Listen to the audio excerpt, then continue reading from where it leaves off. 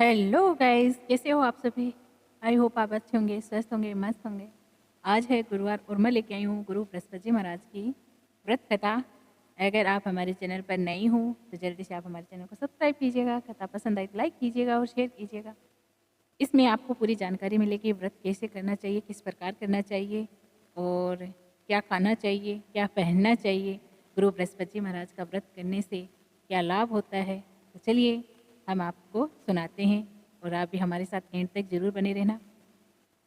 इस दिन बृहस्पति जी महाराज की पूजा होती है। इस दिन एक समय ही भोजन करें, पीले वस्त्र धारण करें, पुष्पों पीले पुष्पों को भगवान को चढ़ावें और भोजन भी चने की दाल का होना चाहिए। नमक नहीं खाना चाहिए इस दिन।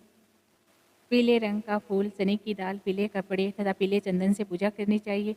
पूजन के पश्चात कथा सुननी चाहिए। इस व्रत के करने से बृहस्पति जी अति प्रसन्न होते हैं तथा धन और विद्या का लाभ होता है। स्त्रियों के लिए व्रत अति आवश्यक है।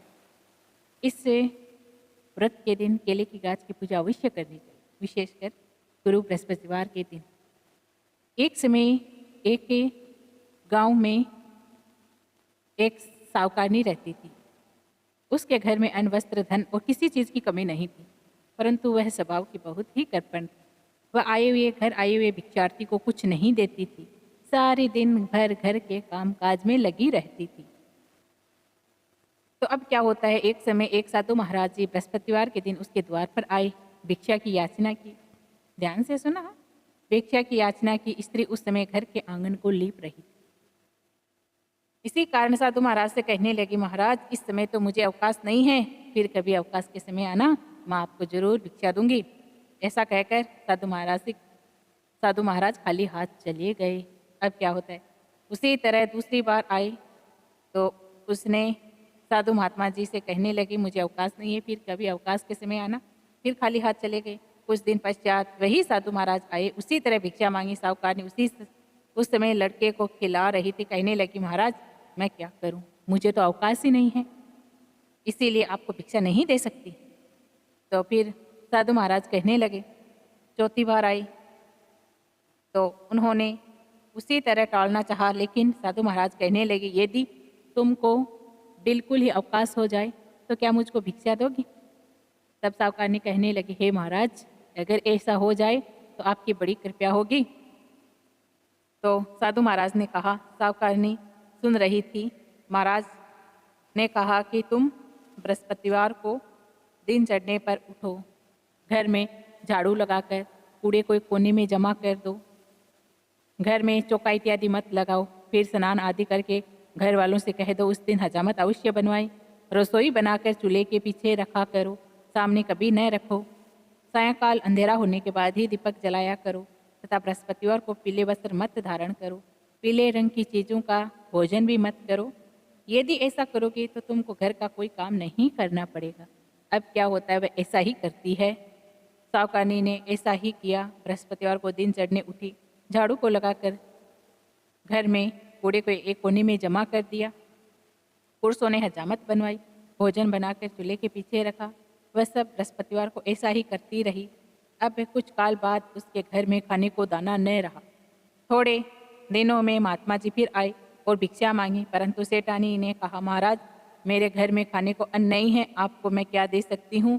तब महात्मा जी ने कहा कि जब तुम्हारे घर में सब कुछ था तब भी तुम कुछ नहीं देती थी, अब तो पूरा पूरा अवकाश है तब भी कुछ नहीं दे रही हो, तुम क्या चाहती हो वह कहो। अब सावकानी कहने लगी, हाथ जोड़कर प्रार्थना करने लगी, हे महाराज अब कोई ऐसा उपाय बताइए कि मेरे पहले जैसा धन धान्य हो जाए।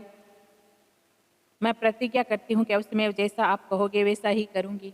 तब महात्मा जी ने कहा, बृहस्पतिवार को प्रातःकाल उठकर स्नान आदि से निर्वित होकर घर को गाय के गोबर से लिपो, घर के पुरुषों उस दिन हजामत न बनवाई, भूखों को अन्न जल देती रहा करो, ठीक सायंकाल दीपक जलाओ।